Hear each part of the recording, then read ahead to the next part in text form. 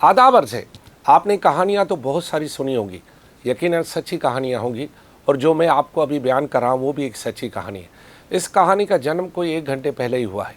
मैं तकरीबन 1 घंटा पहले मलिर हाट से जो डबल ड्रैगर बसें हैं उनकी छत पर सवार होकर आपकी तरफ यानी प्रेस क्लब की तरफ आ रहा था, तो अचानक से 3 नौजवान उसी साइड पर आकर बैठ गए और उनका हुलिया खासा बेहतर नहीं था।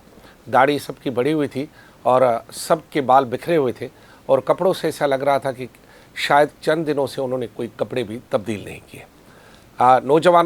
तीनों नौजवानों ने मुझसे एक आवाज़ होकर पूछा कि अंकल आप बताइएगा कि हमें यहाँ स्टेशन कहाँ पे है। तो मैंने इनकी बात सुनकर यकीनन सोचा कि ये कराची में पहली मर्तबा है। मैंने उनसे पूछा कि आप किस स्टेशन की बात कर रहे हैं, यहाँ कराची में तो बहुत सारे स्टेशन हैं। तो उन्होंने कहा कि वो रेलवे स्टेशन जो जहाँ से हम बैठकर फैसलाबाद जाएं।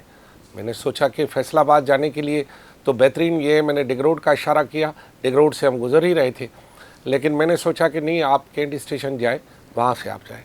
फिर मैंने पूछा कि आप आए कहाँ से, तो वो तीनों के चेहरों में एक अजीब सी मायूसी, एक अजीब सा सवाल, क्योंकि उनकी शेप भी बढ़ी हुई थी और उनकी आंखों में एक अजीब सा पछतावा मैंने देखा। बहरहाल एक नौजवान ने बोला कि सर हम सऊदी अरब से डिपोर्ट होकर आए हैं, यानी हमें सऊदी अरब से ज़बरदस्ती निकाला गया है।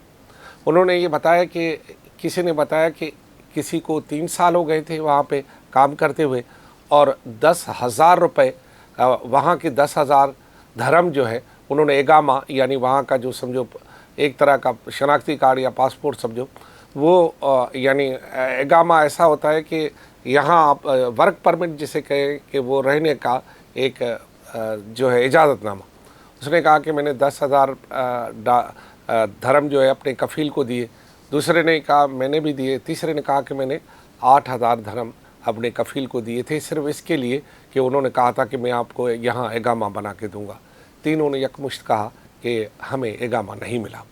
अब मैंने उन्हें कहा कि आप फिर करते क्या थे। उन्होंने कहा हम वहाँ मज़दूरी करते थे और वहाँ मज़दूरी करने के दौरान जो है मुख्तलिफ़ और भी काम करते। मैंने कहा मुख्तलिफ़ कामों से मुराद क्या था, कि उन्होंने कहा कि हम वहाँ इलेक्ट्रिक का भी कारोबार यानी काम करते थे। एक ने बोला कि मुझे तो आए हुए सिर्फ ही 3 माह हुए और मैं यहाँ पर उम्रा करके जैसे ही बाहर निकला तो उन्होंने जब मेरे कागजात की छानबीन की तो मेरे पास वो इजाज़तनामा नहीं था एगामा। नतीजे में उन्होंने मुझे मेरा मोबाइल लेकर और मेरा पासपोर्ट लेकर मुझे एयरपोर्ट छोड़ा और उस वक्त तक मेरे हाथ में कुछ भी नहीं दिया। बाद में मोबाइल और पासपोर्ट दिया और मुझे यहाँ भेजा। अब इन्हीं नौजवानों से ये भी पता चला, उन्होंने बताया कि कमोबेश कोई बकौल उनके कि रोज़ाना 400-500 लोग सऊदी अरब से इस तरह डिपोर्ट हो रहे और पकड़ के वापस भेजा जा रहा है।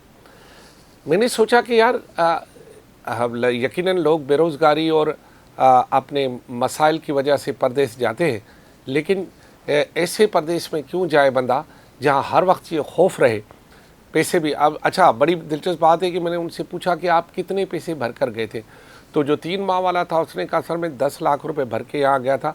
हमने 10 लाख में वहाँ का जो है वो वीज़ा ख़रीदा था और हमने वहाँ पे जो हमारा कफ़ील था उसको 10 लाख रुपए देने पड़े इस पूरे प्रोसेस में यहाँ से जाने के लिए। और वहाँ पर जो 4 साल वाला लड़का था उसने बताया कि 4 साल के दौरान हमने सवाए उम्रा और हज करने के सिवा कहीं बाहर नहीं जा सकते थे। हमें हर वक्त ये खौफ रहता था कि बाहर कोई पकड़ के हमें डिपोर्ट कर सकता है। उन्होंने ये बताया कि जितनी गर्मी होती है, वो जिद्दा में काम करता था, उसने कहा जितनी गर्मी होती है उसमें 1 मिनट भी आप बाहर नहीं खड़े हो सकते, लेकिन हमने गर्मियों में काम किए। 26 साल के लड़के के चेहरा ऐसा लग रहा था कि शायद 32 साल का हो गया हो। उसके चेहरे पे झुर्रियाँ और उसके चेहरे पे जो थी, तो मैंने जब उम्र पूछी तो उसने कहा सर 26 साल। तो मैंने कहा तो आप लग तो नहीं रहे।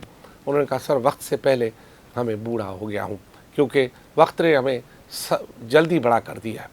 अब उनमें से एक जो 3 माह वाला था उसके 3 बच्चे भी थे। मैंने कहा आप 3 बच्चे छोड़ के गए? कह रहा सर मजबूरी थी। अब वो वापस आ रहे और अब शायद जब मैं आपसे बात कर रहा हूँगा कि वो कैंट स्टेशन पर होंगे। सवाल ये है इस पूरी बात बयान करने का कि हम परदेश जाते हैं इसलिए कि शायद कोई अच्छी रोज़ी मिल जाए।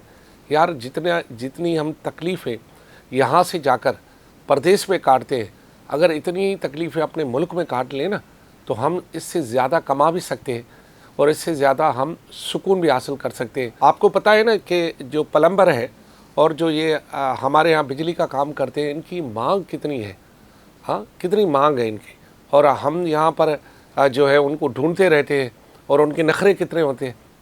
और यहाँ पर यही लोग बाहर जाकर काम करते हैं और वहाँ पर लोगों की मुसीबतें झेलते हैं। और सबसे बड़ी बात ये कि वहाँ पर जो रवैया, उन्होंने कहा कि आजकल उनका रवैया बड़ा सख्त है। लोग जो हैं वहाँ के लोग हैं, कफ़ील जो है, उनका रवैया बहुत सख्त है और वो वहाँ रह नहीं सकते हैं जो माहौल है।